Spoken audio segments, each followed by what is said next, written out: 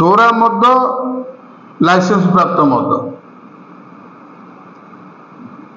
ପ୍ରାପ୍ତ ମଦ ଭାଟିରେ ସେଟାକୁ ରୋଷେଇ କରାଯାଏ।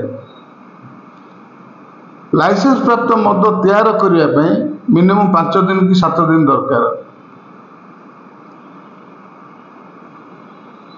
ଯେଉଁମାନେ ଲାଇସେନ୍ସ ପାଇଛନ୍ତି ମଦ ଭାଟି କରିଛନ୍ତି ସେମାନେ ତ ନିୟମ ଅଛି ମହୁଲ ଫୁଲ ପକେଇକି ରୋଷେଇ କରିବା ନିୟମ ଅଛି। ମହୁଲ ଫୁଲ ଯେହେତୁ ଆମ ଓଡ଼ିଶାରେ ବିରଳ, କେବଳ ଆପଣଙ୍କର ଫୁଲବାଣୀ କୋରାପୁଟ ଅଞ୍ଚଳରେ ଟିକେ ଟିକେ ମିଳେ, ଆଉ ଓଡ଼ିଶାରେ କୌଣସି ଜାଗାରେ ମହୁଲ ଫୁଲ ଆସୁନି। ମହୁଲ ଫୁଲ ନାଁରେ ଏମାନେ ବିକ୍ରି କରୁଛନ୍ତି। କେଉଁ ଜାଗାରେ ମହୁଲ ଫୁଲ ଆସୁଛି, ମହୁଲ ଫୁଲ ବେପାରୀ କେତେ ଟଙ୍କା GST ଦେଉଛି ତା ଅନୁସନ୍ଧାନ ସାପେକ୍ଷ। ଗୁଡ଼, ପିଡ଼ିଆ, ଚିନି, ରାସାୟନିକ ଦ୍ରବ୍ୟ, ସାର, ସାଜା ଛାଲି ବୋଲି କ'ଣ ଗୋଟେ ମିଳୁଛି, ତାକୁ ସବୁ ରଖିଛନ୍ତି ସବୁ ଭେଣ୍ଡର ମାନେ। ଆମ ଅଞ୍ଚଳରେ ସବୁ 4ଟି ଭେଣ୍ଡର କାମ କରୁଛି। ଗୋଟେ ହେଲା ଚନ୍ଦନବାଡ଼, କଳବାଡ଼, ସର୍ଦାପୁର, ସୁରଙ୍ଗୀ। କିନ୍ତୁ ଆମ ଅଞ୍ଚଳକୁ ଜୁଗୁଡ଼ିରୁ ମଦ ଆସୁଛି, ଯିଏକି ଇପି ଏରିଆ ବାହାରେ ହିଁ ବିକୁଛି।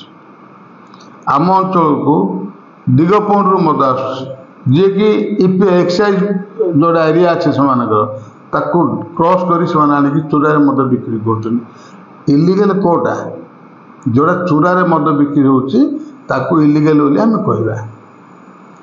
ଯଦି ଦିଗପହଣ୍ଡରୁ ଭାଟି ଆସିକି ଆପଣଙ୍କର ଚିକିରି ବ୍ଲକ, ପାତ୍ରପୁର ବ୍ଲକର ଖର୍ଣ୍ଣିପଡ଼ା, ଆଉଣ୍ଡି, କୋଳିଓଳାରେ ଯଦି ଆସିକି ମଦ ବିକ୍ରି ହେଉଛି, ସେ ଚୋରା ମଦ ନା ଲିଗାଲ ମଦ? ଯଦି ଆପଣଙ୍କର ସର୍ଦାପୁର ଭାଟି,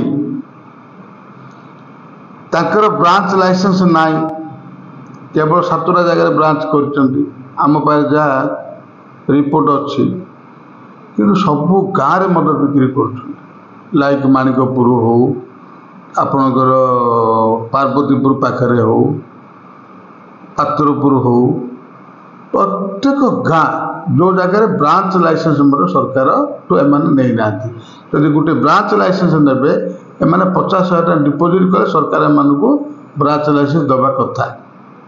ଏମାନେ ବ୍ରାଞ୍ଚ ଲାଇସେନ୍ସ ସବୁ 7ଟା ଜାଗାରେ ନେଇଛନ୍ତି, ପ୍ରାୟ 100 କି 120 ଖଣ୍ଡ ଗାଁରେ ବିକ୍ରି କରୁଛନ୍ତି। ପାତ୍ରପୁର ମୁଁ ଯାହା ଦେଖୁଥିଲି, ପାତ୍ରପୁରରେ ବ୍ରାଞ୍ଚ ଲାଇସେନ୍ସ ନାହିଁ, କିନ୍ତୁ ପାତ୍ରପୁରରେ ମଦ ବିକ୍ରି ହେଉଛି। ସେ ମଦ ଯେଉଁ ଆସୁଛି, କେଉଁ ଭାଟିରୁ ଆସୁଛି ମଦ? ସରକାରୀ କର୍ମଚାରୀମାନେ, ପୋଲିସ ବିଭାଗ ହଉ, ଅବକାରୀ ବିଭାଗ ହଉ, ଚେକ୍ କରିଛନ୍ତି। ଯଦି ମଦ ଡିପୁରୁ ମଦ ଗାଡ଼ି ବାହାରେ, ତାକୁ ପରମିଟ୍ ଦରକାର। କେଉଁ ରୁଟ୍ରେ ଯିବ, ରୁଟ୍ ପରମିଟ୍ ଦରକାର। ଯଦି ରୁଟ୍ ବାହାରକୁ ଯାଉଛି, ତା ନାଁରେ ସରକାରୀ କର୍ମଚାରୀ କିମ୍ବା ଅବକାରୀ କର୍ମଚାରୀ କିମ୍ବା ପୋଲିସ ବିଭାଗ ତାକୁ ରେଡ୍ କରିକି ତାର 161 ଷ୍ଟେଟମେଣ୍ଟ ରେକର୍ଡ କରିକି ଇପି କେସ୍ ଯେଉଁ ଭାଟିରୁ ମଦ ଆସୁଛି ସେଇ ଭାଟି ନାଁରେ ହେବା ଦରକାର। ଆଗ ଲାଇସେନ୍ସ କ୍ୟାନସଲ୍ ହେବା ଦରକାର। 1 ଦିଗପହଣ୍ଡରୁ ଯେଉଁ ମଦ ଆସୁଛି, ଜୁଗୁରୁ ଯେଉଁ ମଦ ଆସୁଛି, ଆପଣଙ୍କର କଳବାଡ଼ ପାଖରୁ ଯେଉଁ ମଦ ଯାଉଛି, ସେମାନଙ୍କର ସେମ୍ ସିଷ୍ଟମ୍, ସେମ୍ ନିୟମ ରହିଛି। ସମସ୍ତେ ତ ଏଠି ଇଲିଗାଲି ବିକୁଛନ୍ତି। ଚନ୍ଦନବାଡ଼ ଭାଟି ସେ ଯାଇକି ଗୋବିନ୍ଦନଗର ପର୍ଯ୍ୟନ୍ତ ବିକ୍ରି କରୁଛି। ଗୋବିନ୍ଦନଗର, ଗିରିସୁଲା, ଷୋଳ, ସୁମାଣ୍ଡି, ସୁନପୁର ମଝିରେ 2ଟା ଭାଟି ବନ୍ଦ କରିଛନ୍ତି ଜାଣିଶୁଣି। ଗୋଟେ ହେଲା ଆପଣଙ୍କର ହରିପୁର ଭାଟି, ସୁରଳ ଭାଟି। କାରଣ ସେ 2ଟା ଭାଟି ବନ୍ଦ କଲେ ରାଜସ୍ୱ ସରକାରକୁ ଯିବନି, କିନ୍ତୁ ଏମାନେ ମଦ ବିକ୍ରି କରିବା ପାଇଁ ବ୍ୟବସ୍ଥା କରିଛନ୍ତି। ଆପଣଙ୍କର ସୁରଙ୍ଗୀରେ ଗୋଟେ ଭାଟି ଅଛି, ସେଇ ଭାଟିବାଲା ଆସିକି ବିକୁଛି ଗୁଣ୍ଡରା ପଞ୍ଚାୟତ, ବାଦପୁର ପଞ୍ଚାୟତରେ, ଜରଡ଼ା ପଞ୍ଚାୟତରେ, ତୁମ୍ବା ପଞ୍ଚାୟତରେ ଯାଇକି ମଦ ବିକ୍ରି କରୁଛି। କିଏ ଜାଣିନାହାନ୍ତି? ଏମାନେ ଅବକାରୀ ବିଭାଗ ଜାଣିନି, ପୋଲିସ ବିଭାଗ ଜାଣିନାହାନ୍ତି, ସରକାର ବ୍ୟବସ୍ଥା କରିଛନ୍ତି। ଆପଣଙ୍କର ସୁରଙ୍ଗୀରେ ଗୋଟେ ଭାଟି ଅଛି, ସେଇ ଭାଟିବାଲା ଆସିକି ବିକୁଛି ଗୁଣ୍ଡରା ପଞ୍ଚାୟତ, ବାଦପୁର ପଞ୍ଚାୟତରେ, ଜରଡ଼ା ପଞ୍ଚାୟତରେ, ତୁମ୍ବା ପଞ୍ଚାୟତରେ ଯାଇକି ମଦ ବିକ୍ରି କରୁଛି। କିଏ ଜାଣିନାହାନ୍ତି? ଏମାନେ ଅବକାରୀ ବିଭାଗ ଜାଣିନି, ପୋଲିସ ବିଭାଗ ଜାଣିନାହାନ୍ତି, ସରକାରଙ୍କ ପାଖରେ କିଛି ଖବର ନାହିଁ। ସି ଯେଉଁ ମଦ ଯାଇକି ଯେଉଁ ମଦ ଭାଟିରେ ରୋଷେଇ ହେଉଛି, ରାନ୍ଧୁଛନ୍ତି, ସେଥିରେ ଝିଟିପିଟି, ଅସରପା, ମୂଷା, ବେଙ୍ଗ, ସାପ ସବୁ ପଡ଼ୁଛି। ତାକୁ ପ୍ରସ୍ତୁତି କରୁଛନ୍ତି, ସେ ବିଷାକ୍ତ ହେବନି? ଆଚ୍ଛା, ମାଉନ୍ଦପୁରରେ ଲୋକ ମରିଗଲେ, ମଦ ପିଇକି ଗଲେ କି ଘୋଷଣା ହେଉଛି। ମାଉନ୍ଦପୁରରେ ଭାଟି କରିବାକୁ ସେମାନେ ସାହସ କେମିତି କଲେ? ଯଦି ମୁଁ ବଡ଼ ଭାଇଟା, ମୁଁ ନୀତି ନିୟମ ଭାଙ୍ଗିକି 22 କଥା କରିବି, ଆଉ ସାନ ସାନ ଲୋକ କରିବେ କି? ତମେ କଲେ ମାପ, ଅନ୍ୟ କଲେ ଚୋର ହେଇଗଲା କି?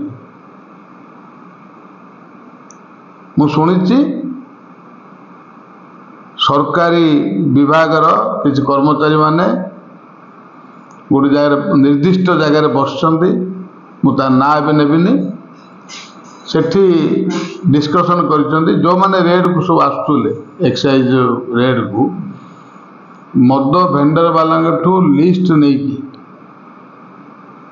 ରେଡ୍ କରୁଛନ୍ତି। କାରଣ ଏମାନଙ୍କର ଯେମିତି ଆହୁରି ପ୍ରଚୁର ମଦ ବିକ୍ରି ଭବିଷ୍ୟତରେ ହେବ। ତାପରେ ମୁଁ ଆଉ ଗୋଟେ ଖବର ଶୁଣିଲି ଯେ ପଶ୍ଚିମେଶ୍ୱରୀ ମନ୍ଦିର ଜୟନ୍ତପୁର ଠାରେ ଗୋଟେ ମିଟିଂ ହେଇଥିଲା ଗୋଟେ 8 ଦିନ ତଳେ। ସେଠି ସବୁ ମଦ ଭେଣ୍ଡର ବାଲା ବସିଛନ୍ତି, ନିଷ୍ପତ୍ତି କରିଦେଲେ ଯେ 25 ଟଙ୍କାଟା 30 ଟଙ୍କାରେ ବିକ୍ରି କରିବା।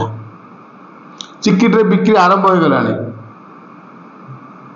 ଚିକିଟିରେ ମଦ 25 ଟଙ୍କାଟା 30 ଟଙ୍କାରେ ବିକ୍ରି ଆରମ୍ଭ ହୋଇଗଲାଣି। ତାର ତ ଏସବୁ ଏପଟେ ଲୋକ ମରୁଛନ୍ତି, ଏପଟେ ମଦକୁ ହାଇକ୍ ରେଟ୍ କରି ବିକୁଛନ୍ତି।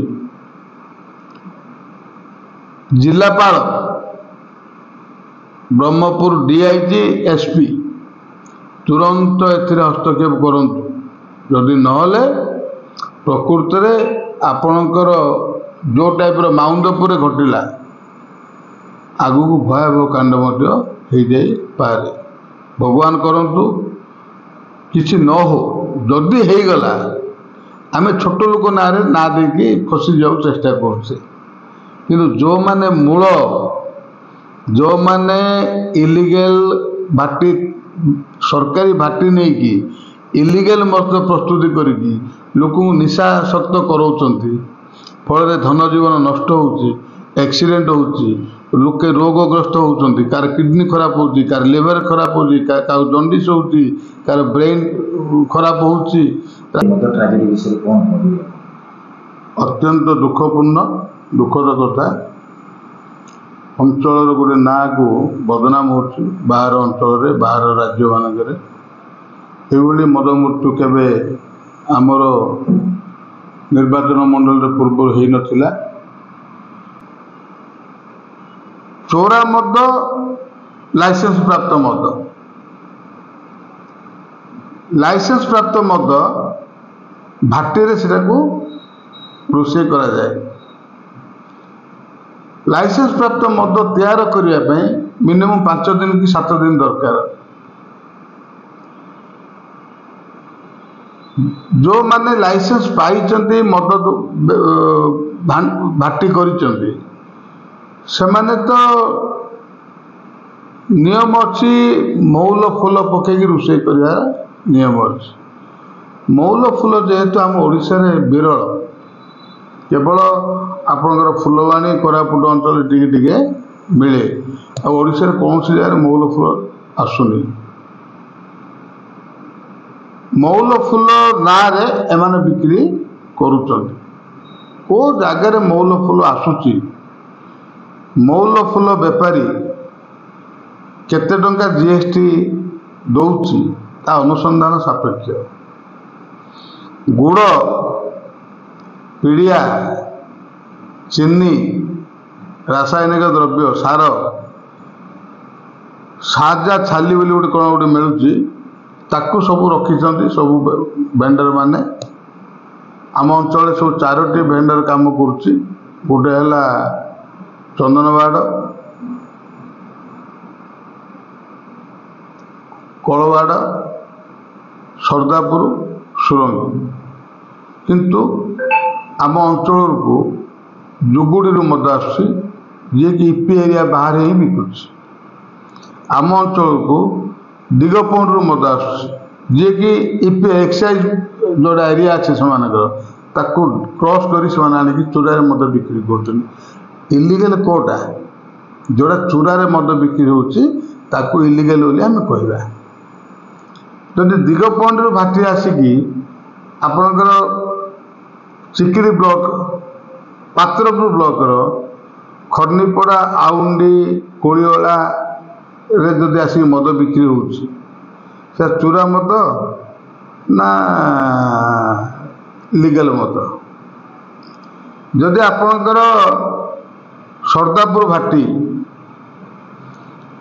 ताकर ब्रांच लाइसेंस नाई केवल सातटा जगह ब्रांच करचंती आम पास जहाँ रिपोर्ट अच्छी कि सबू गाँव में मद बिक्री कर लाइक माणिकपुर हो आपणकर पार्वतीपुर पाखरे हो पात्रपुर हो प्रत्येक गाँ जो जगह ब्रांच लाइसेंस सरकार तो एम नहीं ना जब गोटे ब्रांच लाइसेंस ने एम 50,000 टका डिपोजिट कले सरकार एम ब्रांच लाइसेंस दबा कथा एम ब्रांच लाइसेंस 7टा जगह नहीं प्राय 120 खंड गाँव में बिक्री कर पात्रपुर मुझे देखुली पात्रपुर में ब्रांच लाइसेंस नाई कि पात्रपुर मद बिक्री हो सी मद जो आसूची को भाटी आसूची मद सरकारी कर्मचारी माने पुलिस विभाग हो अबकारी विभाग हो चेक कर